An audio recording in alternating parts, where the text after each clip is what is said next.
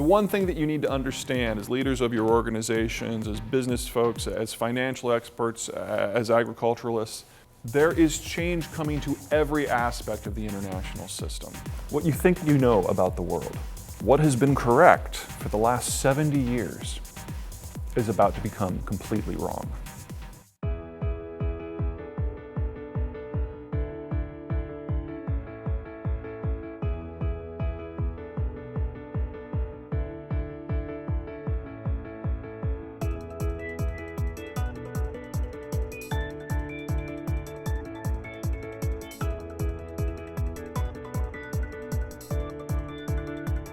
My job is to use geography, demography, and energy to chart a picture of the future, give us a roadmap, the problems and the opportunities we're going to be seeing in the not too distant time frame.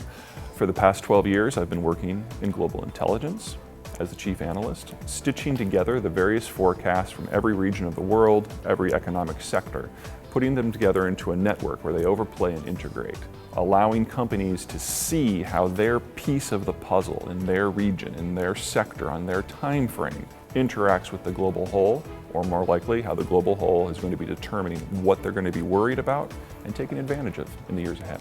I'm going to give you the picture of how the world got to where it is right now and how it will be unfolding in the next few years. The global system is undergoing the most extreme change that we've seen in at least the last 2 generations, and very possibly since the beginning of the deep water era back in the 16th century. The rules by which the world operates are changing, or perhaps more accurately, they're changing back. We've been living in an era of free trade in which everybody, no matter who they are able to trade with everybody else, regardless of national origin. This is something that has only been around with us in the post-World War II era. The era of free trade is coming to a close, and so it's important to understand what's going on in the world right now, what trends are cresting just as the shift in geopolitical positioning is changing. And understanding those changes, seeing how it's rooted in the power of place, allows companies, individuals, even countries to start to chart their own futures. Moving goods from A to B on water is about 1/15 the cost of moving them on land. And the United States has roughly 16,000 miles of internal navigable waterways. That's more than the rest of the planet put together. We're the only country with major populations on both the Atlantic and the Pacific coast.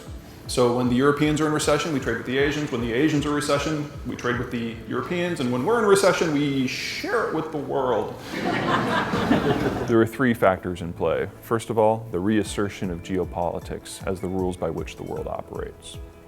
Second, there's a global demographic inversion, which is going to change the capital structure of the planet.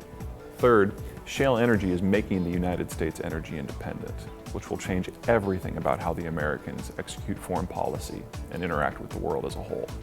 A lot of the geopolitical chicanery of the last 50 years has been about the Americans making sure that the energy can get from where it's produced to where the lights are.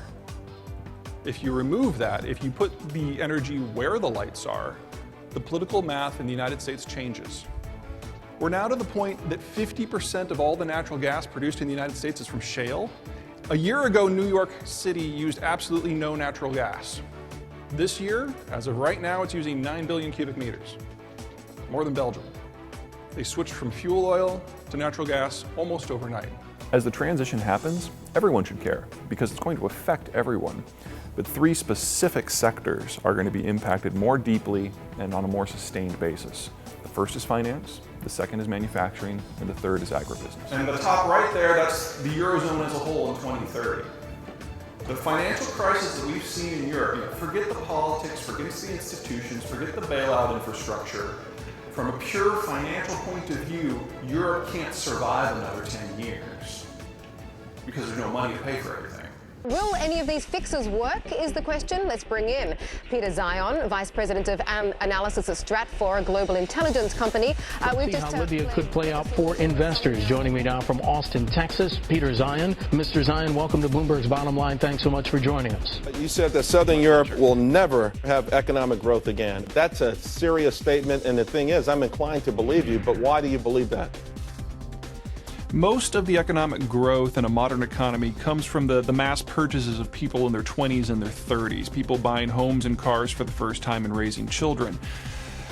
Southern European demographics are pretty inverted. There are actually more 40 and 50-somethings in most of these cultures than there are teenagers and 20-somethings. 4 things are changing for Mexico that are going to make it the economy of the future. I think this is going to be the fastest growing economy globally for the next 30 years. So, what's going on in China right now? Well, back when the recession hit in 2008, export orders dropped through the floor. They were actually a negative contributor to growth in China that year. A lot of us are watching Canada to see what happens with tax policy here when you move from a system of relative capital richness to a system of relative capital poverty, really in just the next 10 years. While the world is complex and while the world is going through an unprecedented change that has not happened in the professional lives of anyone who I speak with, it doesn't have to be a mystery. Geopolitics is knowable, demography is understandable, and shale is already here. The combination of these 3 factors are going to change the financial world. They're going to change capital availability. They're going to be changing how capital can be applied in every country of the world. It doesn't matter if you're a CEO or a bonds trader, the future for everybody is changing. The intersection of geography and demography is making bright spots and black holes. And understanding how the 2 overlay, how they interact, will determine which industries will do well in which countries on which time frames. If you understand that, you can prepare for it. You can own it.